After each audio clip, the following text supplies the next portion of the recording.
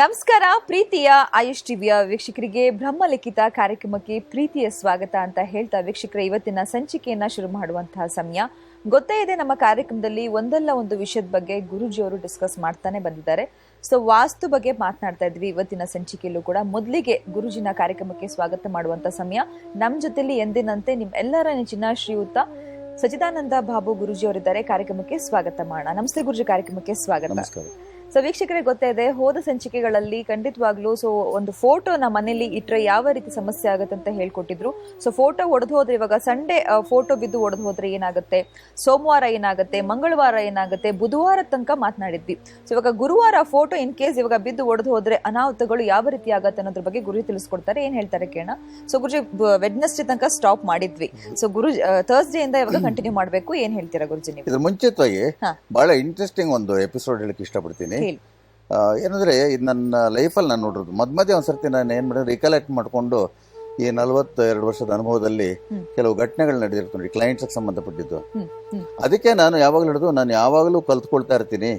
ನಾವ್ ಎಷ್ಟೇ ವರ್ಷ ಎಷ್ಟೇ ನಾವು ಎಕ್ಸ್ಪರ್ಟ್ಸ್ ಆದ್ರೂ ಕಲಿಯೋದು ಇದ್ದೇ ಇರುತ್ತೆ ಅಂತ ನಾನು ಯಾವಾಗಲೂ ಹೇಳ್ತಾ ಇದ್ದೀನಿ. Every day you keep on learning something new ಅಂತ. ಇದು ಯಾಕೆ ಹೇಳ್ತಾ ಇದ್ದೀನಿ ಅಂದ್ರೆ, ಈ ಫೋಟೋಗೆ ಸಂಬಂಧಪಟ್ಟಂತೆ ಅದು ಹೆಂಗೆ ಕೆಲವೆಲ್ಲ ಸೂಚನೆಗಳು ಕೊಡುತ್ತೆ ಅಂದ್ರೆ, ನೀವು ಹೇಳ್ತಾರೆ ಒಂದು 15 years ಬ್ಯಾಕ್ ಆಗಿರುವಂಥದ್ದು. ಸಿಂಗಪೂರ್ಗೆ ಹೋಗಿದ್ದೆ. ಸಿಂಗಪೂರ್ಗೆ ಹೋದಾಗ ಅಲ್ಲಿ ನಮ್ಮ ಕ್ಲೈಂಟ್ ಅವ್ರ ತಮ್ಮ, ಅವ್ರ ಲೇಡಿ ಒಬ್ರು ಇದ್ದಾರೆ, ಅವರು ಮದುವೆಯಾಗಿ ಇಲ್ಲಿ ಮಕ್ಕಳಿದ್ದಾರೆ. ಅವ್ರ ತಮ್ಮ ಬಂದ್ಬಿಟ್ಟು ಅಲ್ಲಿ ಹಿ ವಾಸ್ ಡೂಯಿಂಗ್ ಸ್ಟಡೀಸ್. ಯಾವುದೋ ಒಂದು ಅಕಾಮಿಡೇಷನ್ ತೊಗೊಂಡು ಒಂದು ರೂಮ್ ತೊಗೊಂಡಿದ್ರು ಅವರು. ಸೊ ಇವರು ಅವ್ರ ಸಿಸ್ಟರ್ ಹೇಳಿದ್ರು, ನೀವು ದಯವಿಟ್ಟು ಹೋಗಿ ನೋಡಿ ಒಂದ್ಸರ್ತಿ ಅವ್ರನ್ನ, ನಮಗೆ ಸಂತೋಷ ಆಗುತ್ತೆ, ಕಪ್ ಆಫ್ ಕಾಫಿ ಜೊತೆಲಿ ತಗೊಳ್ಳಿ. ಅವ್ರ ಜೊತೆಯಲ್ಲಿ ಹೋಗಿ ಅಲ್ಲಿ ಮೀಟ್ ಮಾಡಿದೆ ನಾನು ಅವ್ರನ್ನ. He was around 28-30. ನಾನು 15 years ಬ್ಯಾಕ್ ಹೇಳ್ತಾರೆ. ಮಾಡಿದಾಗ ಅವ್ರು ಏನು ಮಾಡಿದ್ರೆ, ನಾವು ಹೋಗಿ ಕಾಫಿ ಎಲ್ಲ ಕುಡಿದ್ವಿ. ಆಮೇಲೆ ಅವರು ರೂಮ್ ದಯವಿಟ್ಟು ನೋಡಿ ಬಂದು ಅಂತಂದ್ರು. ಸ್ಮಾಲ್ ರೂಮ್, ಸಿಂಗಪೂರ್ಲಿ ಆರ್ಚರ್ಡ್ಸ್ ಅಂತ ಏರಿಯಾ ಅದು, ಅಲ್ಲಿ ರೂಮ್ ಮಾಡಿದ್ರು. And was working in a very good company. ಚೆನ್ನಾಗಿ ಸ್ಯಾಲ್ರಿ ಎಲ್ಲ ಇತ್ತು, ನೋಡೋದಕ್ಕೂ ಭಾಳ ಲಕ್ಷಣವಾಗಿದ್ರು.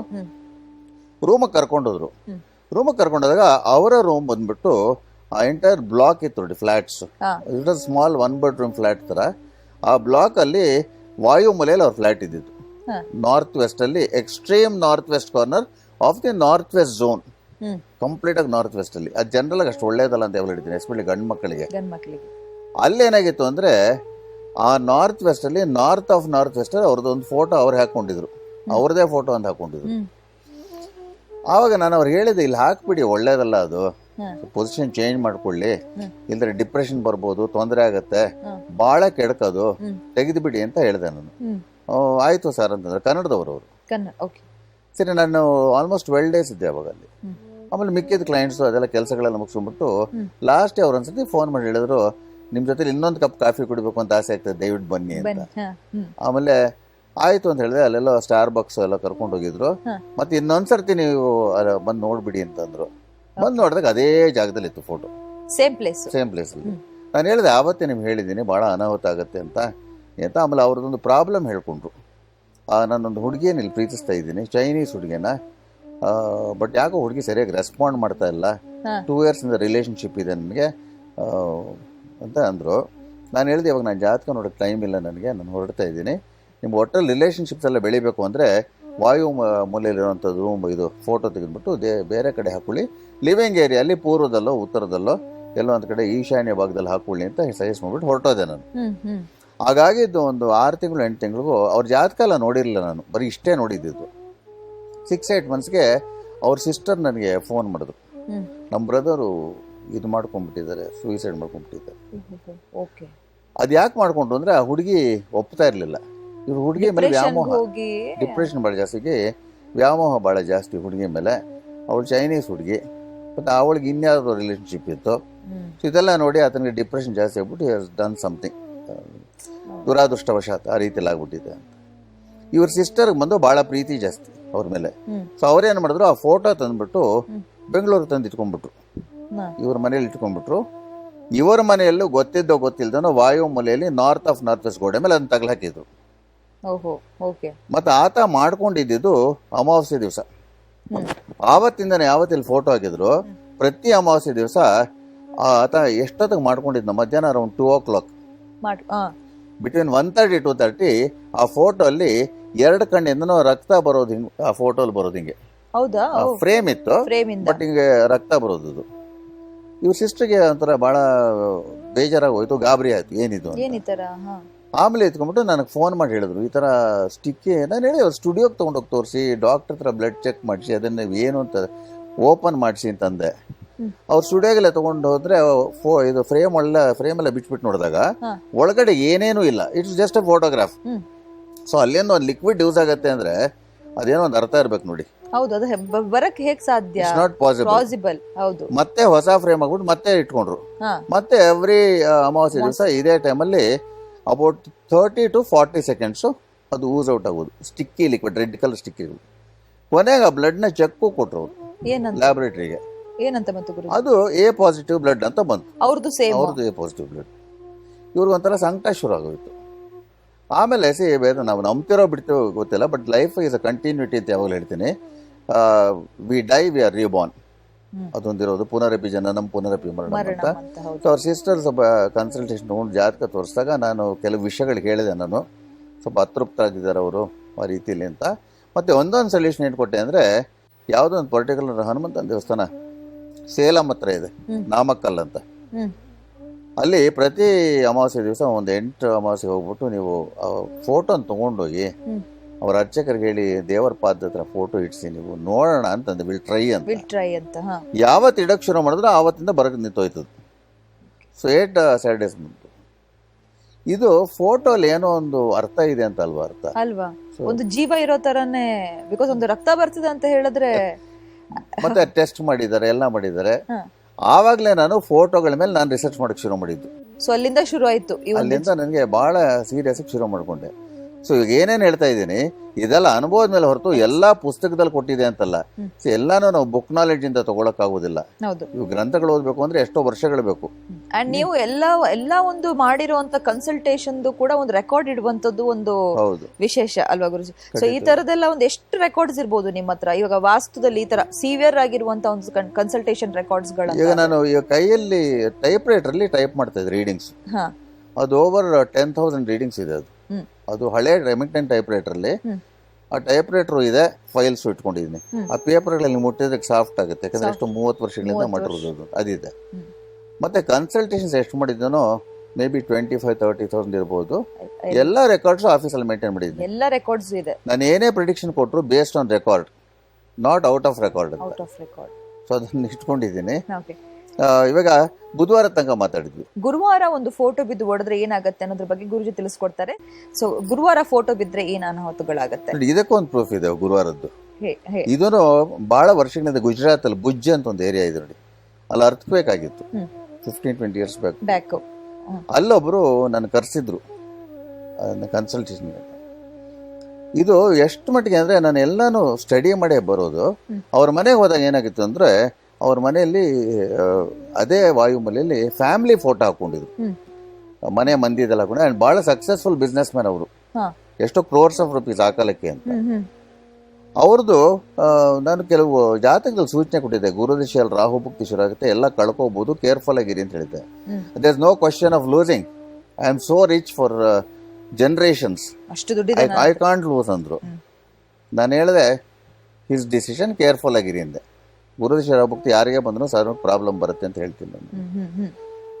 ಅದೃಷ್ಟವೋ ದುರಾದೃಷ್ಟವೋ ಗೊತ್ತಿಲ್ಲ, ಆ ಗುರುವಾರ ದಿವಸ ಅವ್ರ ಮನೆಯಲ್ಲಿ ಇದು ಆ ಕೆಲಸಗಳು ಒರೆಸ್ತಾ ಇರ್ಬೇಕಾದ್ರೆ ಆ ಫೋಟೋ ಬಿದ್ದು ಗ್ಲಾಸ್ ಹೊಡೆದೋಯ್ತು.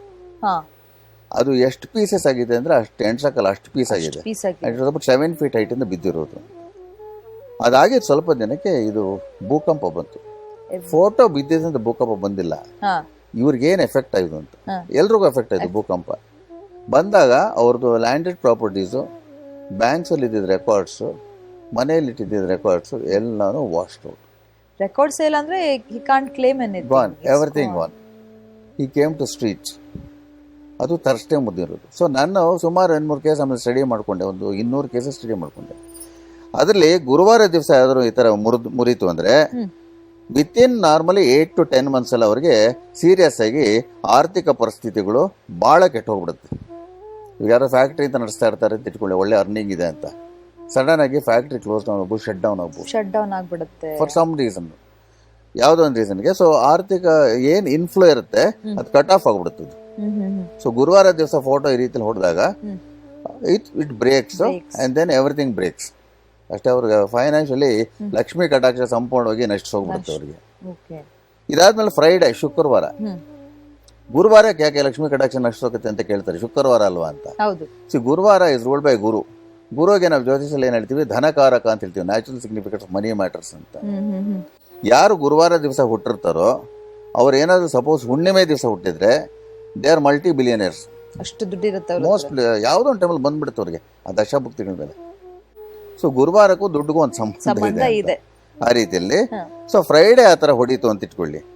ಫ್ರೈಡೆ ಹೊಡೆದ್ರೆ ಏನಾಗುತ್ತೆ ಅಂದರೆ ವಿತಿನ್ ಎ ಇಯರು ಸಾಧಾರಣವಾಗಿ no matter for how long they're married, ಎಷ್ಟೇ ವರ್ಷ ಆಗಲಿ ಮದುವೆ ಆಗಲಿ ಡೈವೋರ್ಸ್ ಆಗುತ್ತೆ ಅವ್ರಿಗೆ. ದಂಪತಿಗಳಿಗೆ ಡೈವೋರ್ಸ್ ವಿಚ್ಛೇದನ ಆಗುವಂತದ್ದು ಇರುತ್ತೆ. ವಿಚ್ಛೇದನ ಆ ವರ್ಷದಲ್ಲಿ ಆಗುತ್ತೋ, ವಿಚ್ಛೇದನ ಪ್ರೊಸೀಡಿಂಗ್ ಸ್ಟಾರ್ಟ್ ಆಗುತ್ತೋ, ಇಟ್ ವಿಲ್ ಹ್ಯಾಪನ್, ಆಗತ್ತದು. ಇವಾಗ ಸಪೋಸ್ ಆ ಕೇಸ್ ಅದು ನೋಡಿದ್ದೀನಿ, ಒಂದು 20-25 ವರ್ಷ ಮದುವೆ ಆಗಿರುವಂತ ದಂಪತಿಗಳ ಮನೆಯಲ್ಲೇ, ಅಂದ್ರೆ ಅವ್ರ ದಶಾಭುಕ್ತಿಗಳಲ್ಲಿ ಇರ್ಬೇಕು ಅಂತ ನಾನು ಯಾವಾಗ ಹೇಳ್ತೀನಿ, ಎಲ್ಲ ಇಂಟರ್ರಿಲೇಟ್ ಮಾಡ್ಕೋಬೇಕು. ಅದು ಒಂದರಿಂದನೇ ಆಗುತ್ತೆ ಅಂತ ಹೇಳಕ್ಕಾಗಲ್ಲ. ಸೊ ನಾನೊಂದು 25-year-old ದಂಪತಿಯನ್ನ ನೋಡಿದ್ದೀನಿ. ಮಗನಿಗೆ ಬಂದು ಪಾಪ ಈಸ್ ಅಬೌಟ್ 21, ಇನ್ನೊಂದು ಮಗ ಬಂದು 19 ವರ್ಷ ಇರ್ಬೋದು ಏಜು. ಅವ್ರು ಮೊದಲೇ ಹೇಳೋರು ನಮ್ಮ ಅಪ್ಪ ಅಮ್ಮ ಯಾವಾಗಲೂ ಕಿತ್ತಾಡ್ತಾರೆ ಅಂತ. ಇದೆಲ್ಲ ಅವ್ರ ಮನೇಲಿ ನೋಡಿದ್ರೆ, ಆಮೇಲೆ ಇದೆಲ್ಲ ಆದಾಗ ಅವ್ರ ಮನೆ ವಿಸಿಟ್ ಮಾಡಿದಾಗ ಅಲ್ಲಿ ಆ ದಂಪತಿಗಳ ಫೋಟೋ ಅಂತ ಏನ್ ಹಾಕೊಂಡಿದ್ರು, ಬಹಳ ದೃಷ್ಟಿ ಬರುವಂತ ಫೋಟೋ ಹಾಕೊಂಡಿದ್ದಾರೆ. ಅದು it broke on a Friday. ಯಾಕೆ ಮುರಿತು ಅಂದ್ರೆ, ಹುಡುಗ ಕ್ರಿಕೆಟ್ ಬಾಲ್ ತಗೊಂಡು ಕಾಂಪೌಂಡ್ ಅಲ್ಲಿ ಆಡ್ತಾ ಇದ್ದಾನೆ, ಅದು ಕಿಟಕಿಯಲ್ಲಿ ಬಂದ ಫೋಟೋ ಹೊಡೆದಿದೆ. ಸೊ ಅದು ಮುರಿದೋಯ್ತು. And it was a Friday. ಅದಾಗಿದ್ಮೇಲೆ ಒಂದು 8 to 10 months ಆದ್ಮೇಲೆ ದಂಪತಿಗಳಿಗೆ ವಿಪರೀತ ಸೀರಿಯಸ್ ಡಿಫ್ರೆನ್ಸಸ್ ಶುರು ಆಗೋಯ್ತು. ಕೆಲ್ಸಕ್ಕೆ ಬರದ್ರೆ ವಿಷಯಕ್ಕೆ, ಸ್ಮಾಲ್ ಥಿಂಗ್ಸ್ಗೂ ಮಿಸ್ಅಂಡರ್ಸ್ಟ್ಯಾಂಡಿಂಗ್. ಬಟ್ ಈ ಸ್ಮಾಲ್ ಥಿಂಗ್ ಹೆಂಗ್ ಗೊತ್ತಾ, ಏನಾಯ್ತು ಗೊತ್ತಾ, ಅವರಿಬ್ರು ಸ್ಕೂಟರ್ ಹೋಗ್ತಾ ಇದಾರೆ, ಗಂಡ ಹೆಂಡತಿ. ಗಂಡ ಹೆಲ್ಮೆಟ್ ಹಾಕೊಂಡಿದ್ದಾರೆ. ಸಡನ್ ಆಗಿ ಹೆಂಡತಿ ಬಂದು ಸ್ವಲ್ಪ ನಿಲ್ಸಿ ಗಾಡಿನ ಅಂತ ಹೇಳಿದ್ದಾರೆ. ಇವ್ರು ನಿಲ್ಸಿದ್ದಾರೆ. ಗಂಡ ಯಾಕೆ ಅಂದ್ರೆ, ನೀವು ಇಳೀರಿ ಅಂತ ಹೇಳಿದ್ರು. ಇವ್ರು ಇಲ್ಬಿಟ್ಟು ಸ್ಟ್ಯಾಂಡ್ ಹಾಕಿದ್ರೆ ಅಲ್ಲಿ ಯಾವುದೋ ಒಂದು ಹುಡುಗಿ ಹೋಗ್ತಾ ಇದ್ರೆ, ನೀವು ತಲೆ ಹೆಂಗ್ ತಿರ್ಸ್ಕೊಂಡು ಅವಳನ್ನೇ ನೋಡ್ತಾ ಇಲ್ಲಿ, ಯಾಕೆ ನೋಡಿದ್ರಿ ಅಂತ ಶುರು ಮಾಡಿ. ಅವ್ರು ನೋಡಿದಾರೆ ಬಿಟ್ಟಿದಾರೋ ಗೊತ್ತಿಲ್ಲ ನಿಮಗೆ. ಬಟ್ ಜನರಲ್ ಆಗಿ ಟ್ರಾಫಿಕ್ ಅಲ್ಲಿ ಡ್ರೈವ್ ಮಾಡ್ಬೇಕಾದ್ರೆ ಎಲ್ಲಾ ಕಡೆ ನೋಡ್ಬೇಕು ನೋಡಿ, ಇಲ್ಲ ಅಂದ್ರೆ ಮುಖ ಹಿಂಗಿಟ್ಕೊಂಡು ಆ ಕೆಲ್ಸಕ್ಕೆ ಬರೋದ ವಿಷಯಕ್ಕೆ ಶುರು ಆಗಿ ಬಹಳ ದೊಡ್ಡ ಮಟ್ಟಕ್ಕೆ ಬೆಳೆದ್ಬಿಟ್ಟು ದೆನ್ ಫೈನಲಿ ನಾವು ಇವತ್ತು ಕೋರ್ಟ್ ಅಲ್ಲಿ ಇದ್ದು ಡೈವರ್ಸ್. ಸೊ ಈ ತರ ಶುಕ್ರವಾರ ಹೊಡೆದ್ರೆ, ನಾನು ಇದೊಂದು ಕೇಸು ಅಂತ ಹೇಳ್ತಾ ಇಲ್ಲ, ಮಿನಿಮಮ್ ಒಂದು 30 to 40 ಕೇಸಸ್ ನಾನು ನೋಡಿದಾಗ ಈ ರೀತಿಯಲ್ಲಿ ಆಗುತ್ತೆ. ಸೊ ಇದು ನಾವು ನಿರ್ಲಕ್ಷ್ಯ ಮಾಡಬಾರ್ದು, ಯಾವ್ದಾದ್ರು ಫೋಟೋ ಹೊಡೆದ್ರೆ ಏನೇನಾಗುತ್ತೆ ಅಂತ. ಇದೇ ರೀತಿಯಲ್ಲಿ ಇನ್ ಶನಿವಾರ ಆದ್ರೆ ಏನಾಗುತ್ತೆ ಅದ್ರ ಬಗ್ಗೆ ನಾನು ಹೇಳ್ತಾ ಬರ್ತೀನಿ. ವೀಕ್ಷಕರು ಏನ್ ಮಾಡ್ಬೇಕು ಅಂದ್ರೆ, ಇದನ್ನ ಒಂದು ಹಿಂಟ್ ತರ ತಗೊಳ್ಳಿ, ಅಬ್ಸೆಸಿವ್ ಆಗಿ ತಗೊಳ್ಳೋದು ಬೇಡ. ತಗೊಂಡ್ಬಿಟ್ಟು ಈ ರೀತಿಯಲ್ಲಿ ಆಯ್ತು ಅಂದ್ರೆ ಪ್ರಿಕಾಷನ್ಸ್ ತಗೋಬೇಕು. Precaution is better then cure ಅಂತ ಹೇಳ್ತಾರೆ. ಫ್ರೈಡೆ ಹೊಡೆದ್ರೆ ದಂಪತಿಗಳಿಗೆ ಅಡ್ವೈಸ್ ಏನು ಅಂದ್ರೆ, ಒಂದ್ 4 ದಿವಸ ಸ್ಕೂಟರ್ ಹೋಗ್ಬೇಡಿ, ಇಲ್ಲಿ ಹೋಗ್ತಾ ಇದ್ರೆ ಈ ಕಡೆ ಆ ಕಡೆ ತಿರ್ಕೊಂಡು ನೋಡ್ಬೇಡಿ. ಪ್ರಿಕಾಷನರಿ. ಹಾಗೆ ಗುರುಜಿ, ಇವಾಗ ನೀವು ದೇಶಗಳನ್ನ ಸುತ್ತಾ ಇರ್ತೀರಾ, ಸೊ ಬೇರೆ ಬೇರೆ ಊರುಗಳಿಗೆ ಹೋಗಿದ್ದೀರಾ, ಕನ್ಸಲ್ಟೇಷನ್ಗಳಿಗೆ ಹೋಗಿದ್ದೀರಾ. ಸೊ ಇವಾಗ ಒಂದೊಂದು ಊರಲ್ಲೂ ಒಂದೊಂದು ರೀತಿ ವಿಷಯಗಳು, ಇವಾಗ ನೀವು ಎಲ್ಲ ಒಂದು ಜ್ಞಾನ ಇರುವಂತ ವ್ಯಕ್ತಿ ಆಗಿರೋದ್ರಿಂದ ಅಬ್ಸರ್ವ್ ಮಾಡುವಂತ ಒಂದು ಕೆಪಾಸಿಟಿ ಇರುತ್ತೆ. ಇವಾಗ ಬೇರೆ ಊರುಗಳಿಗೆ ಹೋದಾಗ ಏನೊಂದು ಅಬ್ಸರ್ವ್ ಮಾಡಿರ್ತೀರಾ, ನಮ್ ಇಂಡಿಯಾಗೂನು ಆ ಒಂದು ಊರ್ಗೂನು ಡಿಫ್ರೆನ್ಸ್ ಬಗ್ಗೆ ಹೇಳೋದಾದ್ರೆ ಏನ್ ಹೇಳ್ತೀರಾ? ಇವಾಗ ಫಾರ್ ಎಕ್ಸಾಂಪಲ್ ನೀವು ಚೈನಾ ತಗೊಂಡ್ರೆ ಅದು ಸೌತ್ ಡೆಕ್ಲಿನೇಷನ್ ಅಂತ ಹೇಳ್ತೀವಿ. ಇಲ್ಲಿ ನಾರ್ತ್ ಅಲ್ಲಿ ಡಿಪ್ರೆಷನ್ ಹೆಂಗಿರ್ಬೇಕು ಅಂತ ಇಲ್ಲಿ ಹೇಳ್ತೀವಿ. ಇಂಡಿಯಾ ಅಲ್ಲಿ ನಾರ್ತ್ ಅಲ್ಲಿ ಈಸ್ಟ್ ಅಲ್ಲಿ ಡಿಪ್ರೆಷನ್ ಇರಬೇಕು, ಸೌತ್ ವೆಸ್ಟ್ ಅಲ್ಲಿ ಎಲಿವೇಶನ್ ಇರಬೇಕು. ಅಂದ್ರೆ ಚೈನಾ ಆಪೋಸಿಟ್, ಬಿಕಾಸ್ ಅಲ್ಲಿ natural declination to the south ಇರೋದಲ್ಲಿ. ಅದಕ್ಕೆ ವಾಸ್ತು ಸ್ವಲ್ಪ ಚೇಂಜ್ ಆಗ್ತಾ ಬರುತ್ತೆ. They give more importance south. ಮತ್ತೆ ಫೆಂಗ್ಶುಯಿ ಅಂತ ಹೇಳ್ತಾರಲ್ಲ, ಅದು ಫೆಂಗ್ಶುಯಿ ಅಲ್ಲ, ಇದು ಫುಂಗ್ಶುಯಿ ಅಂತ. ಅದು ಇಲ್ಲ ಫೆಂಗ್ಶುಯಿ ಅಂತ ಹೇಳ್ತಾರೆ. ಫೆಂಗ್ಶುಯಿ ಅಲ್ಲ, ಫುಂಗ್ಶುಯಿ ಅಂತ. ಓಕೆ. ಸೊ ಫುಂಗ್ಶುಯಲ್ಲಿ ಏನ್ ಮಾಡ್ತಾರೆ ಅಂದ್ರೆ, ಅದನ್ನು ಕೆಲವು ನೆಗೆಟಿವ್ಸ್ ಹೋಗೋದಕ್ಕೆ ನಮ್ಮ ಇದ್ರಲ್ಲಿ ಏನ್ ಕೆಲವು ಪದಾರ್ಥಗಳನ್ನ ಬಳಸ್ತೀವಿ, ಅವರು ಬಳಸ್ತಾರೆ. ಅವ್ರಿಗೆ ಕೆಂಪು ಬಂದು ಬಹಳ ಇಂಟ್ರೆಸ್ಟಿಂಗ್ ಕಲರ್ ಅವ್ರಿಗೆ, ಯಾರು ಚೈನೀಸ್ ಅವ್ರಿಗೆ. ಸೊ ಅಲ್ಲಂಗಾಗತ್ತೆ. ಮತ್ತೆ ಒಬ್ಬರು ನನ್ ಕೇಳಿದ್ರು, ಈ ಮಕ್ಕಾವಲ್ಲಿ ದುಬೈ ಇಲ್ಲೆಲ್ಲ ಬಿಲ್ಡಿಂಗ್ಸ್ ಬಂದ್ಬಿಟ್ಟು ಸೊಟ್ಗೆಲ್ಲ ಕಟ್ಟಿರ್ತಾರೆ, ಅವರೆಲ್ಲ ಬಹಳ ಚೆನ್ನಾಗಿರ್ತಾರಲ್ಲ, ಇಲ್ಲಿ ಮಾತ್ರ ಯಾಕೆ ಹೇಳ್ತೀರಾ ನೀವು ಅಂತ ಕೇಳ್ತಾರೆ. ಅದು ರಿಸರ್ಚ್ ಮಾಡಿರೋದು. ಇವಾಗ ನಾನ್ ನೋಡಿದಂಗೆ ಸೊಟ್ಟ ಬಿಲ್ಡಿಂಗ್ಸ್ ಕಟ್ಟಿರ್ತಾರಲ್ಲ, most of them are commercial buildings, they are not residential buildings. ಮತ್ತೆ ಇನ್ನೊಂದೇನಾಗುತ್ತೆ ಅಂದ್ರೆ, ಅದ್ರಲ್ಲಿ ಬೇರೆ ಬೇರೆ ಫ್ಲೋರ್ಸ್ ಇರುತ್ತಲ್ಲ, ನಾನು ಯಾವಾಗಲೂ ಸ್ಯಾಂಡ್ವಿಚ್ ಫ್ಲೋರ್ ಅಂತ ಹೇಳ್ತೀನಿ. ಈಗ ಫಸ್ಟ್ ಫ್ಲೋರ್, 3rd ಫ್ಲೋರ್ ಬಿಟ್ರೆ ಮಧ್ಯ ಒಂದು ಫ್ಲೋರ್ ಇರುತ್ತೆ ನೋಡಿ. ಆ ಬಿಲ್ಡಿಂಗ್ ನಮ್ಮ ಮಧ್ಯ ಫ್ಲೋರ್ ಸಿವಿಯರ್ ಪ್ರಾಬ್ಲಮ್ಸ್ ಇರುತ್ತೆ ಅವ್ರಿಗೆ. ಯಾಕಂದ್ರೆ ಅಲ್ಲೂ ಬಿಲ್ಡಿಂಗ್ಸ್ ನೋಡ್ಕೊಂಡ್ ಬಂದೇ ನಾನು ಹೇಳ್ತಾ ಇರೋದು. ಸೊ ವಾಸ್ತು ಅಂದ್ರೆ ಎಲ್ಲಾನು ಟೆಕ್ಸ್ಟ್ ಬುಕ್ ರೂಲ್ಸ್ ಥರ ತಗೋಕ್ಕಾಗಲ್ಲ. ನಾವು ಅದನ್ನು ಸ್ಟಡಿ ಮಾಡಬೇಕಾಗತ್ತೆ. ಸ್ಟಡಿ ಮಾಡಬೇಕು ಅಂದರೆ ಬೇರೆ ಬೇರೆ ಜಾಗಗಳಿಗೆ ಹೋಗ್ಬೇಕು. ಸೊ ಇದಕ್ಕೆ ಸಂಬಂಧಪಟ್ಟಂತೆ ಈ ಫ್ರೈಡೇ ಅಂತ ಹೇಳಿದ್ನಲ್ಲ, ಹೌದು. ಸೊ ನೆಕ್ಸ್ಟ್ ಅದ್ರ ಬಗ್ಗೆ ತಿಳಿಸ್ತೀನಿ. ಫೋಟೋಗಳ ರಿಲೇಟೆಡ್ ಆಗಿ ಹೇಳ್ತಾ ಇದ್ರು. ಶುಕ್ರವಾರ ತನಕ ಗುರುಜಿ ಹೇಳಿದ್ರು, ಇವಾಗ ಶನಿವಾರ ಫೋಟೋ ಬಿದ್ದು ಹೊಡೆದ್ರೆ ಏನಾಗುತ್ತೆ ಅಂತ ಗುರುಜಿಗೆ ಕೇಳೋಣ. ಗುರುಜಿ ಸ್ಯಾಟರ್ಡೆ ಒಂದೇ ಪೆಂಡಿಂಗ್ ಇರುವಂತದ್ದು, ಸೊ ಸ್ಯಾಟರ್ಡೆ ಬಗ್ಗೆನೂ ಕೂಡ ತಿಳಿಸ್ಕೊಡಿ. ಅದಕ್ಕೂ ಮುಂಚಿತವಾಗಿ ನಾವು ಡಿಸ್ಕಸ್ ಮಾಡ್ತಾ ಇದ್ವಿ ಈ ಸೊಟ್ಟ ಬಿಲ್ಡಿಂಗ್ಸ್ ಇದ್ರೆ ಬಿಲ್ಡಿಂಗ್ಸ್ ಗಳಿಗೆ. ಹೌದು. ಇಲ್ಲೂ ಬಹಳ ಇಂಪಾರ್ಟೆಂಟ್ ಹೇಳ್ತೀನಿ. ಈ ಆರ್ಕಿಟೆಕ್ಚರ್ ಅನ್ನೋದು ಬಹಳ ವಿಚಿತ್ರವಿರೋ ಒಂದು ರೂಪ ತಗೊಂಡ್ಬಿಟ್ಟಿದೆ. ಇವಾಗ ನಾನು ಬಹಳ ಹೊಸ ಮನೆಗಳು ನೋಡಕ್ಕೆ ಹೋದಾಗ ಎಷ್ಟೋ ಸತಿ ಗೃಹ ಪ್ರವೇಶ ಕರೀತಾರೆ ಅಥವಾ ವಾಸ್ತು ಕರೀತಾರೆ. ಹೋದಾಗ ಏನಾಗುತ್ತೆ ಅಂದರೆ 5 ಮೂಲೆ ರೂಮ್ ಕಟ್ಟಿರ್ತಾರೆ. 5 ಮೂಲೆ ರೂಮ್ ಸಾಧಾರಣವಾಗಿ ಮಂಡಲಾಕಾರ ಅಂತ, ಸ್ಕ್ವೇರ್ ರೆಕ್ಟ್ಯಾಂಗಲ್ ಇರಬೇಕು ಅಂತ. ಕೆಲವರು ಏನು ಮಾಡಿದ್ರೆ ಡಿಸೈನ್ ಪರ್ಪಸಸ್ಗೋಸ್ಕರ ಇನ್ನೊಂದು ಎಕ್ಸ್ಟ್ರಾ ಗೋಡೆ ಹಾಕಿ ಸ್ವಲ್ಪ ಆಕ್ಟಾಗನಲ್ಲೋ ಈ ಥರ ಬೆಂಡ್ ಆಗಿರುತ್ತೆ ನೋಡಿ ಒಂದು ಕಡೆ, ಆ ಥರ 5 ಗೋಡೆಗಳು ನೀವು ಎಣ್ಸ್ಕೋಬಹುದು. ಅದು ಬಹಳ ಡೇಂಜರ್. ಅದು 5 ಗೋಡೆಗಳು ಇಟ್ಕೊಂಡ್ರೆ ಏನಾಗುತ್ತೆ ಅಂದರೆ 99% ಕೇಸಸ್ ನೋಡಿದಂಗೆ ಅಲ್ಲಿ ಯಾರು ಮಲಗ್ತಾ ಇರ್ತಾರೋ ಅವ್ರಿಗೆ ಎಲ್ಲ ರೀತಿಯಲ್ಲಿ ತೊಂದರೆಗಳು ಉಂಟಾಗೋದು 500% ಗ್ಯಾರಂಟಿ. ಹಾಗೇನೆ ಸ್ಲೋಪಿಂಗ್ ರೂಫ್ ಅಂತ ಬರುತ್ತೆ. ಹೀಗೆ ಯಾವಾಗಲೂ ರೂಫ್ ಮತ್ತು ಫ್ಲಾಟ್ ಇರಬೇಕು. ಸ್ಲೋಪಿಂಗ್ ರೂಫ್ ಇರೋಂಥ ಮನೆಗಳಲ್ಲಿ ಸಾಧಾರಣವಾಗಿ ದಂಪತಿಗಳಲ್ಲಿ ವ್ಯತ್ಯಾಸಗಳು ಬಂದ್ಬಿಡುತ್ತೆ. ನಾನು ಆ್ಯಕ್ಚುಲಾಗಿ ನಿಮ್ಗೆ ಹೇಳಬೇಕು ಅಂದರೆ ಈ ಲಾಸ್ಟ್ 10 ವರ್ಷದಲ್ಲಿ ಈ ದಂಪತಿಗಳಿಗೆ ಸಂಬಂಧಪಟ್ಟಂತೆ ಬಹಳ ಕೇಸಸ್ಸಲ್ಲಿ ತುಂಬಾ ಜಾಸ್ತಿನೇ ಆಗಿದೆ, ಕಿತ್ತಾಟಗಳಾಗ್ತದೆ. ಹೋಗ್ಲಿ ಅಂದರೆ ವಿಚಿತ್ರ ಏನು ಅಂದರೆ ಮದುವೆಗೆ 20 ವರ್ಷ 30 ವರ್ಷ 40 ವರ್ಷ ಆದ್ರೂ ಕಿತ್ತಾಡ್ತಾರೆ. ಅದೇನಾಗಿದೆ ಗೊತ್ತಲ್ಲ, ಏನೋ ಕಲಿಯುಗದ್ದು ನಾವು ಪ್ರಥಮ ಪಾದ ಬದಲು ಕಡೆ ಪಾದ ಅಂತ ಹೇಳ್ಕೋಬೇಕಾಗತ್ತೆ ಇವಾಗ. ಆ ರೀತಿಯಲ್ಲಿ ಕಲಿಯುಗದ ಎಫೆಕ್ಟ್ ಅನ್ನೋ ಗೊತ್ತಿಲ್ಲ. ಬಟ್ ನಾವು ಕೆಲವು ಮೌಲ್ಯಗಳಿಗೆ ನಾವು ಬಹಳ ಇದು ಗೌರವ ಕೊಡ್ತಾ ಇಲ್ಲ. ನಮ್ಮ ಪೂರ್ವಿಕರು ಕೊಟ್ಟಿರೋದು ಕೆಲವು ಮೌಲ್ಯಗಳಿರುತ್ತೆ ನೋಡಿ, ಅದಕ್ಕೆ ಇಂಪಾರ್ಟೆನ್ಸ್ ಕೊಡ್ಬೇಕು.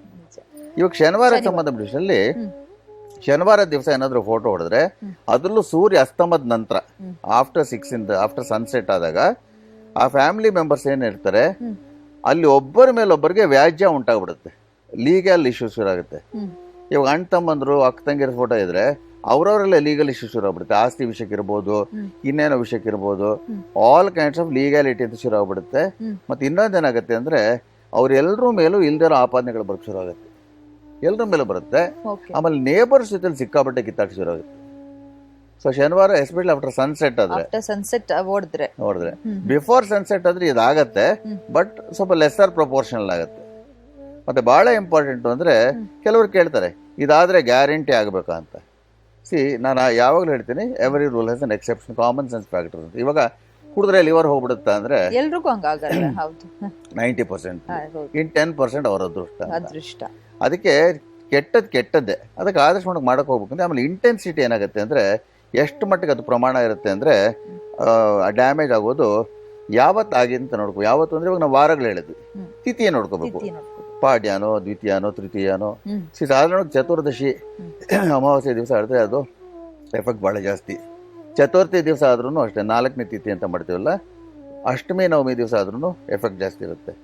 ಇನ್ನು ಪಾಡ್ಯ, ದ್ವಿತೀಯ ಮತ್ತು ತೃತೀಯ ಮತ್ತು ಪಂಚಮಿ, ಷಷ್ಠಿ, ಸಪ್ತಮಿ, ದಶಮಿ ಮತ್ತು ಏಕಾದಶಿ, ದ್ವಾದಶಿ ದಿವಸ ಆದರೆ ಆಗತ್ತೆ, ಬಟ್ ಅವನ ಲೆಸರ್ ಪ್ರಪೋರ್ಷನ್. ಸೊ ತಿಥಿಗಳು ನಾವು ನೋಡ್ಕೋಬೇಕಾಗತ್ತೆ. ಸಾಧಾರಣವಾಗಿ ಚತುರ್ಥಿ, ಅಷ್ಟಮಿ, ನವಮಿ ಅಥವಾ ಚತುರ್ದಶಿ ಅಥವಾ ಅಮಾವಾಸ್ಯೆ ದಿವಸ ಆದರೆ ಡ್ಯಾಮೇಜ್ ಭಾಳ ಇಂಟೆನ್ಸ್ ಆಗಿರುತ್ತೆ, ಭಾಳ ಜಾಸ್ತಿ ಇರುತ್ತೆ. ತಿಥಿಗಳಿಗೆ ಎಷ್ಟು ಎಫೆಕ್ಟು ಅಂದರೆ ಸುಮಾರು ಜನಕ್ಕೆ ಗೊತ್ತಿಲ್ಲ. ಇವತ್ತು ನಾವು ಅಮಾವಾಸ್ಯೆ ಟ್ರಾವೆಲ್ ಮಾಡ್ಬಾರ್ದು ಜನರಲೈಸ್ ಹೇಳ್ಕೊಡ್ತಾರೆ, ಬಟ್ ತಿಥಿಗಳ ಎಫೆಕ್ಟು ಮನುಷ್ಯನ ಮೇಲೂ ಇರುತ್ತೆ. ನಿಮ್ಗೆ ಸಿಂಪಲ್ ಉದಾಹರಣೆ ಹೇಳಬೇಕು ಅಂದರೆ ಈ ಅಮಾವಾಸ್ಯೆ ಮತ್ತು ಹುಣ್ಣಿಮೆ ಆಗತ್ತೆ ನೋಡಿ, ಅದಕ್ಕೆ ಹಿಂದಿನ ದಿವಸ ಚತುರ್ದಶಿ ದಿವಸ ಅಥವಾ ಮುಂದಿನ ದಿವಸ ಯಾರಾದರೂ ಹುಟ್ಟಿದ್ರೆ ಮಕ್ಕಳು ಅವ್ರದ್ದೇನು ಅಂದರೆ ಗುಣ ಏನು ಬರುತ್ತೆ ಅಂದರೆ ವ್ಯಸನಾಸಕ್ತ ಚಿತ್ತಶ್ಚ ಅಂತಾರೆ. ಅಂದರೆ they will always have the habit of varying. ಕೆಲವರು 24 ಗಂಟೆ ವರಿ ಮಾಡ್ಕೊಳ್ತಾ ಇರ್ತಾರೆ ಚಿಂತೆ. ಈ ಚತುರ್ದಶಿ ಅಥವಾ ಪಾಡ್ಯ ಹುಟ್ಟಿದ್ರೆ 90% ಕೇಸಸ್ ಅಲ್ಲಿ ಅವ್ರ ಥಿಂಕಿಂಗ್ ಪ್ಯಾಟರ್ನ್ಸ್ ಯಾವಾಗ್ಲೂ, ಈ ಮಕ್ಳು ಇರ್ತಾರೆ ನೋಡಿ, ಎಕ್ಸಾಮ್ ಹೋದ್ರೆ ಆಗತ್ತೋ ಇಲ್ವೋ ಅಂತ ಜಾಸ್ತಿ ಓವರ್ ಥಿಂಕಿಂಗ್, ಮನಸ್ಸು ಸ್ಥಿಮಿತಲ್ಲಿರಲ್ಲ. ಅದಕ್ಕೆ ತಿಥಿಗಳಿಗೆ ಇಂಪಾರ್ಟೆನ್ಸ್ ಕೊಡ್ತೀವಿ. ಮತ್ತೆ ಬೇರೆ ಒಳ್ಳೆ ತಿಥಿಗಳಲ್ಲಿ ಅದು ಮುರಿದ್ರೆ ಆವಾಗ ಇಂಟೆನ್ಸಿಟಿ ಇಸ್ 50% ಲೆಸ್ಸರ್ ಅಂತ. ಸೊ ಯಾವತ್ತು ಮುರಿಯತ್ತೆ ಅಂತ ಅದು ನಾವು ನೋಡ್ಕೋಬೇಕು. ಯಾವತ್ತು ಅಂದ್ರೆ ಇವಾಗ ವಾರಗಳದಾಯ್ತಲ್ಲ, ತಿಥಿಗಳ ದಿವಸ ಏನೇನು ತಿಥಿ ಇದೆ ಅಂತ. ಮತ್ತೆ ಸ್ವಲ್ಪ ಮಟ್ಟಿಗೆ ನಾವು ನಕ್ಷತ್ರಗಳು, ಫಾರ್ ಎಕ್ಸಾಂಪಲ್ ಯಮ ನಕ್ಷತ್ರಗಳು ಅಂತ ಹೇಳ್ತೀವಿ. ಇವಾಗ ಭರಣಿ ನಕ್ಷತ್ರ ದಿವಸ ಫೋಟೋ ಹೊಡೆದೋದ್ರೆ ಇಂಟೆನ್ಸಿಟಿ ಇಸ್ ಡಬಲ್, ಅಂದರೆ ಇನ್ನೂ ಜಾಸ್ತಿ ಪ್ರಮಾಣ ಇರುತ್ತೆ. ಮತ್ತೆ ರಾಹು ನಕ್ಷತ್ರಗಳು ಆರ್ದ್ರ, ಸ್ವಾತಿ ಮತ್ತೆ ಶತಭಿಷ ನಕ್ಷತ್ರ ದಿವಸ ಹೊಡೆದ್ರೆ ಅದೊಂಥರ ಬೇರೆ ತರ ಇಂಟೆನ್ಸಿಟಿ ಇರುತ್ತೆ, ಅಂದ್ರೆ ಬಹಳ ಸ್ಟ್ರಾಂಗ್ ಇಂಟೆನ್ಸಿಟಿ ಇರುತ್ತೆ. ಗುರು ನಕ್ಷತ್ರದಲ್ಲಿ ಹೊಡೆದ್ರೆ ವಿಶಾಖ ನಕ್ಷತ್ರ, ಪುನೋಸ ನಕ್ಷತ್ರ ಮತ್ತೆ ಪೂರ್ವಭಾದ್ರ ನಕ್ಷತ್ರ ಹೊಡೆದ್ರೆ ಅದು ಇಂಟೆನ್ಸಿಟಿ ಇಸ್ ಲೆಸ್ಸರ್.